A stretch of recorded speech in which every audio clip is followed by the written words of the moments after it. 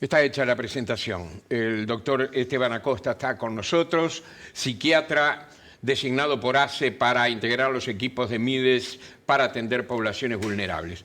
¿Qué tal, doctor? ¿Cómo le va? Buenas noches. Muchas gracias. Bienvenido. Vamos a estar hablando de un tema muy delicado, de un tema que nos duele mucho a los uruguayos y de un tema que está muy vigente en estos días especialmente. Antes que nada, ¿cómo ha cambiado concretamente el abordaje a las personas en situación de calle ahora con la aplicación de esta nueva ley, de su reglamentación? La nueva ley en realidad le devuelve el espíritu original a una antigua ley, ¿sabes? Una ley que se promulgó en el 2011 por iniciativa de la entonces senadora Mónica Xavier. Salió con la firma, promulgada con la firma de Mujica, que era el presidente de la época, con mayorías importantes, pero fue un poco cuestionada desde adentro de la propia izquierda.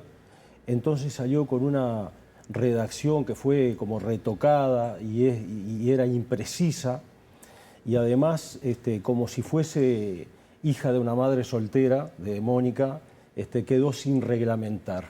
Esa ley quedó durante 10 años sin reglamentar. La reglamentación de la ley es la descripción detallada de los procedimientos que le dan aplicabilidad a la ley. Esta ley quedó promulgada sin reglamentar. Y recién 10 años después, en el 2021, fue reglamentada. Paradojalmente, la reglamentación, digamos, detallada, sobre una redacción que era imprecisa, original, le dio un sesgo organicista, según la interpretación de algunas personas, que era necesario corregir. ¿En qué sentido? En el sentido de que el Estado se ve obligado a asistir a personas que están en situación de intemperie, sí, cuando estas, y tiene la posibilidad de trasladarlas a un centro de asistencia cuando están gravemente enfermas y amenazadas de muerte, pero aparentaba ser por enfermedades somáticas, excluyendo a las más graves afecciones mentales. Ahora, doctor, eso está bien precisar los alcances y la reglamentación, pero yo le preguntaba precisamente porque eso ha comenzado a aplicarse. ¿Cómo cambió? ¿Qué ha percibido usted?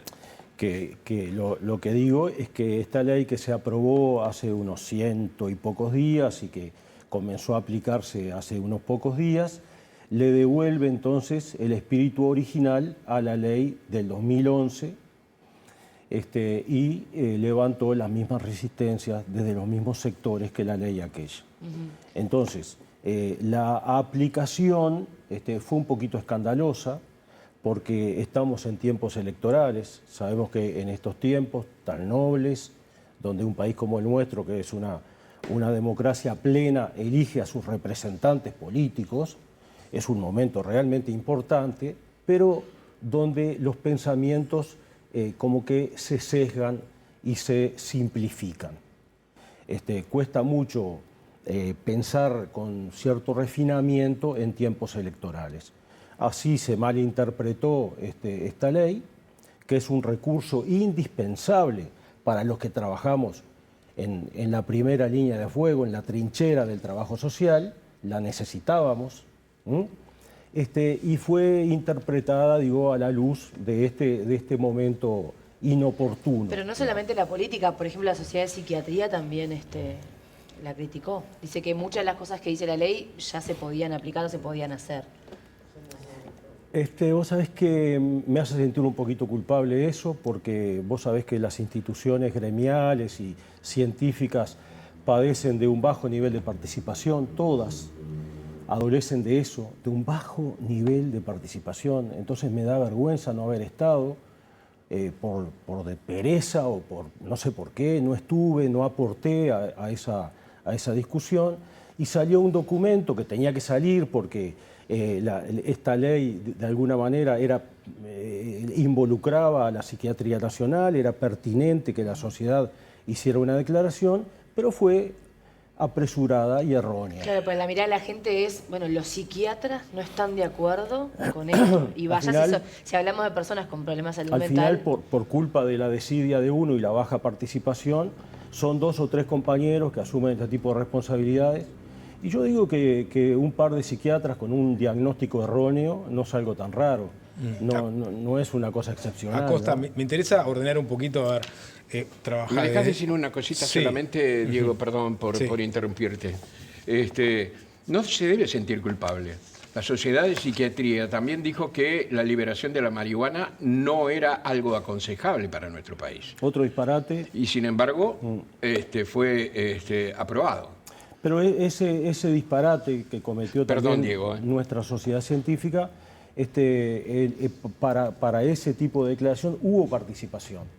Entonces, si yo estuve dentro de la minoría, lo admito, ¿no? En esto fueron unos pocos. Sí, realmente fue una declaración sacada a las apuradas antes de que se realizara el primer procedimiento. Antes que se pusiera en práctica, digamos. Sí, Bien. antes de que Yo se te quiero pusiera en decir respecto a eso de la marihuana, que yo estaba en aquel momento en Código País de Canal 12, no logramos un psicólogo, un médico, un psiquiatra, nadie que no estuviera alineado con esa posición de Sí, la sí. Asociación de Psiquiatras. Todos los médicos, todos los psicólogos, nadie defendía la liberación de la No, marihuana.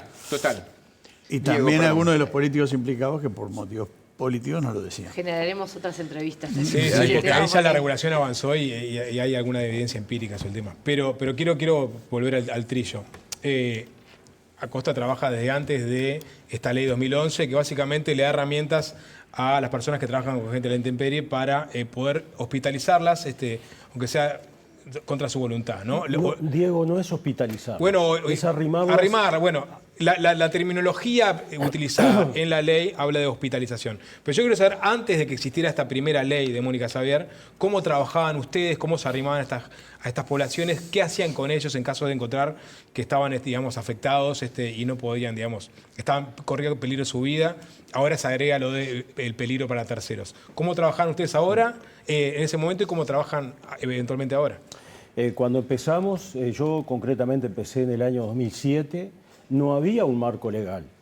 Y los trabajadores, los que lidiábamos con esa población, que llevaba mucho tiempo en ese absoluto desamparo, en esa situación de absoluta deprivación de derechos, absoluta, es la situación de abolición de derechos más grande que se pueda imaginar. Compatriotas que llevaban 1 año, 2 años viviendo en ese tipo de condiciones, ¿qué hace la persona? Se repliega en su interior y se niega a cualquier propuesta que venga desde afuera. Le cuesta leerla. Te encontrás hablándole de frente, mirándole a los ojos, esa persona que no está acostumbrada a que la miren, se siente invisible, a que le hablen amablemente, a que le hagan lo una consideren. propuesta, a que lo consideren. Y la persona entonces, como si fuese un reflejo, ¿cómo reacciona? Negándose, promoviendo un oposicionismo a cualquier cosa que tú le propongas. Entonces era necesario. Después, si uno lograba que esa persona entrase en comunicación y se caldease con el contacto interpersonal y eso, las resistencias se derrumbaban naturalmente. ¿Quién no quiere ser rehumanizado? ¿Quién que esté a la intemperie no quiere un plato de comida caliente, una camita abrigada, que lo llamen por su nombre y lo traten bien? Por supuesto, se derrumbaban las defensas. Pero a veces había que ser un poquito asertivos y no teníamos ningún marco legal que nos Era defendiese. a olfato puro. Sí, pero además nosotros también estábamos a la intemperie. A la intemperie legal. Sí, a la intemperie legal, claro. Entonces, esa ley que demoró mucho en salir por todos los cuestionamientos, pero desde el momento que se promulgó, en el 2011, si bien no se reglamentó, y era bastante tosca la redacción, fíjense que decía que en caso de enfermedad grave, riesgo de muerte, podíamos trasladar a un refugio o a un centro asistencial. ¿Cómo vamos a trasladar a un refugio a una persona que está grave, no? Es decir, tenía ese tipo de defectos la ley, pero había un espíritu. Las leyes tienen una letra y un espíritu. El espíritu de la ley respaldaba nuestro trabajo. Así lo sentimos, nos sentimos legitimados o políticamente respaldados y fue un alivio, y la verdad que fue algo que sentimos nosotros también, el respaldo de lo que hacíamos. Y bueno, el instrumento legal era necesario reglamentarlo, finalmente se hizo, era necesario después precisar un poquito, incluir de nuevo las patologías psiquiátricas más graves, ¿verdad? Todas las patologías mentales, incluyendo el drama de las adicciones, ¿no? Que provocan situaciones extremas, situaciones, quiero decir, con riesgo de letalidad para la propia persona y para los demás, como todos sabemos. Era necesario entonces devolverle el espíritu original. Bueno, una de las cosas que se admite es la hospitalización, ¿no? Contra las personas, aún contra la voluntad de las personas. No, está la ley ahí, es muy breve, la podemos leer ahora. Es simplemente un artículo muy escueto que se agrega al artículo único de la ley anterior. No, lo que se habilita es el traslado a un centro asistencial. Pero digamos, allí la persona debe ser reevaluada por otros médicos, no por estos que hemos participado. pero aún contra su voluntad, inicial. si se ve la gravedad, eso es la novedad. Lo que yo le quería preguntar es si ustedes han tenido tiempo, si ustedes han tenido tiempo de evaluar cómo ha marchado la aplicación de esta nueva ley desde que se aprobó, si hay una evaluación. Como te digo, se trata de poder efectuar un traslado de personas que están en una situación crítica. Son pocas las personas que hasta ahora han sido trasladadas en estas condiciones.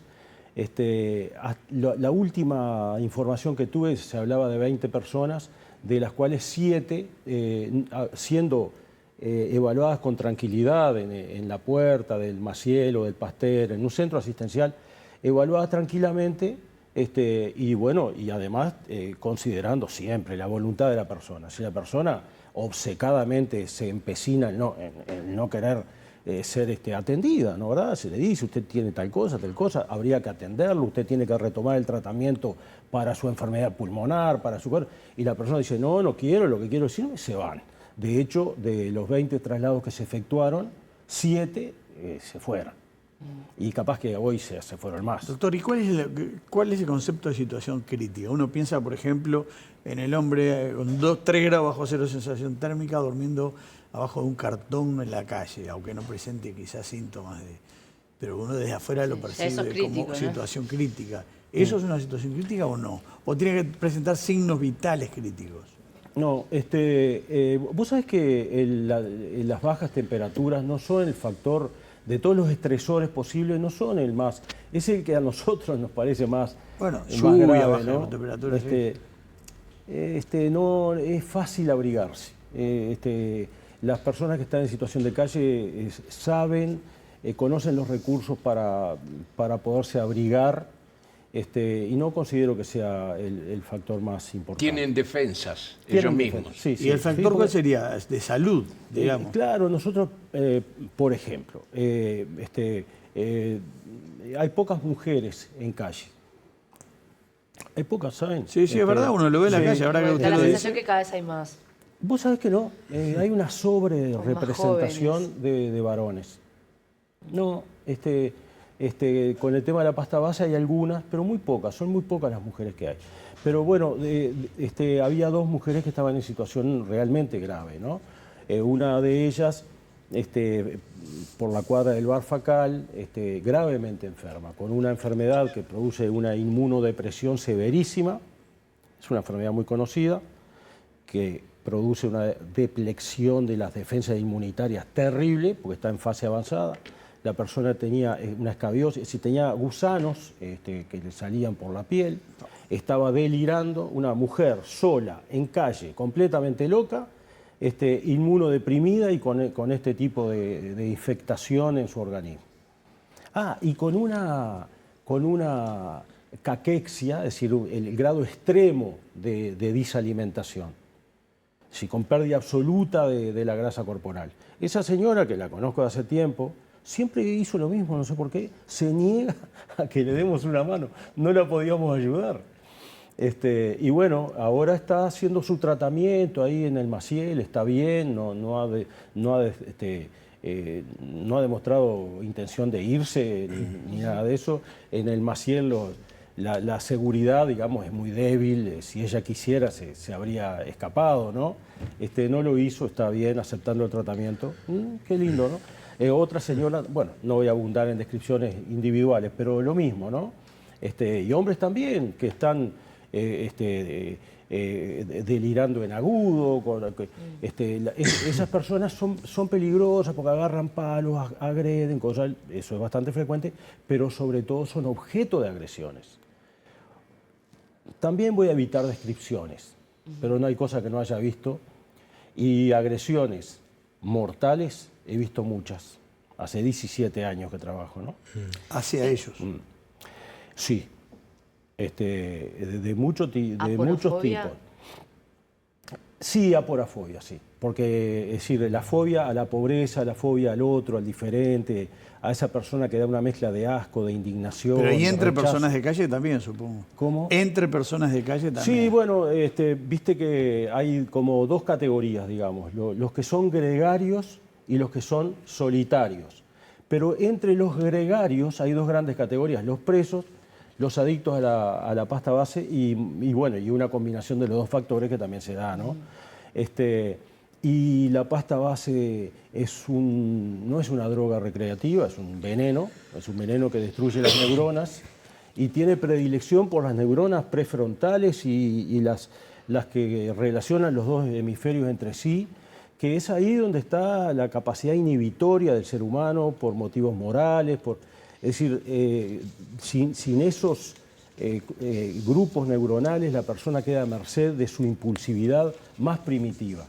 Los niveles de violencia que se ven entre adictos son terribles, ¿no? Las peleas. Doctor, ¡Pah! Las terrible, peleas, sí. terrible. Sí. Con cuchillos, ¿no? Con Sí. cuchillos. O con lo que sea. O con armas improvisadas. Con cortes, fundamentalmente. Sí, con cortes porque la gente tiene la sí. experiencia carcelaria, ¿no? Exactamente. doctor, usted es un médico, psiquiatra, académico, pero tiene algo que me parece que lo hace diferente y es la experiencia de la calle, ¿no? Que por más que nosotros pensemos que la hemos trillado, seguramente a esos invisibles no son los con quienes estamos en contacto cuando salimos a trillar por lo menos nuestra ciudad. Y uno lo que se pregunta, por lo menos me pasa a mí, es cuál es la raíz de esa situación. O sea, ¿por qué esa persona llega a esa situación? La mayoría es porque ya presentan un problema de salud mental que lo deriva a esa situación. ¿Es la droga al inicio de la calle? ¿Cuál es la raíz? Porque si no entendemos la raíz es imposible que podamos Qué atacar bueno. el problema. Vos sabés que esa pregunta muy pocas veces me la han hecho y es una pregunta muy importante porque vos sabés que hay como un síndrome de predesalojo, digamos. Es decir, desde un año antes, esto lo describieron los sociólogos, desde un año antes hay como un cuadro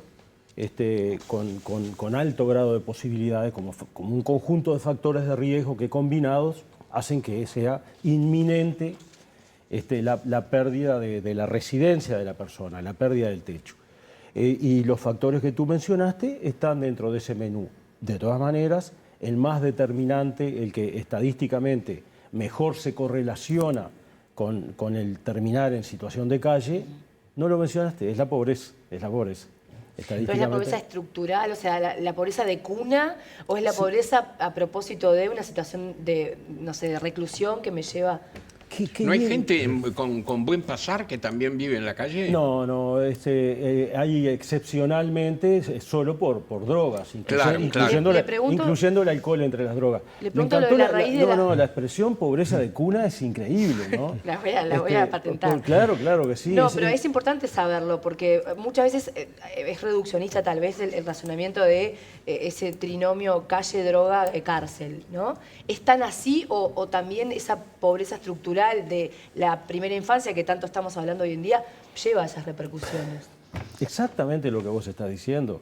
Y aparte la expresión pobreza de cuna remite exactamente al origen del problema, porque la cuna es la casa, incluso etimológicamente, ¿no? Sí. Entonces, el niño que nació siempre con una madre al lado, ¿no? O una madre biológica o una madre adoptiva, en brazos de esa madre, lo colocan en una cuna que está bajo un techo o un techito rodeado de paredes, más humildes, menos humildes, pero que tienen un ambiente en el que se cría, empieza a escuchar las primeras palabras y a pronunciarlas, se da cuenta, empiezan a circular ahí las historias familiares, se da cuenta de que hubo gente que estuvo antes que él, que pertenece a una genealogía, digamos, empiezan a existir las tradiciones, porque aún en ese tipo de familias hay tradiciones, hay historias familiares, y todo eso ejerce una fuerza de cohesión de la personalidad. Una fuerza, es como la argamasa que mantiene unido al yo. Cuando la persona pierde la casa, no es meramente perder el techo, no es que se nos voló la carpa, estábamos en Santa Teresa y se nos voló la carpa. Es mucho más que eso. Perdimos ese factor de cohesión, perdimos eso que teníamos desde que estábamos en la cuna. Esa cosa de contención, el holding, perdimos todo eso. Y entonces el yo entra en un proceso de descomposición. Entonces, la situación de calle, primero y antes que nada, es una situación psicopatológica. O sea, no es necesario que hubiese desde antes una situación psiquiátrica predisponente. La calle la va a generar. Si ya la tenías, si ya había una situación predisponente, va a acelerar las consecuencias y la evolución terrible de eso. Doctor, ha sido muy bueno y esclarecedor conversar con usted. Quedaron muchas cosas pendientes, ¿verdad?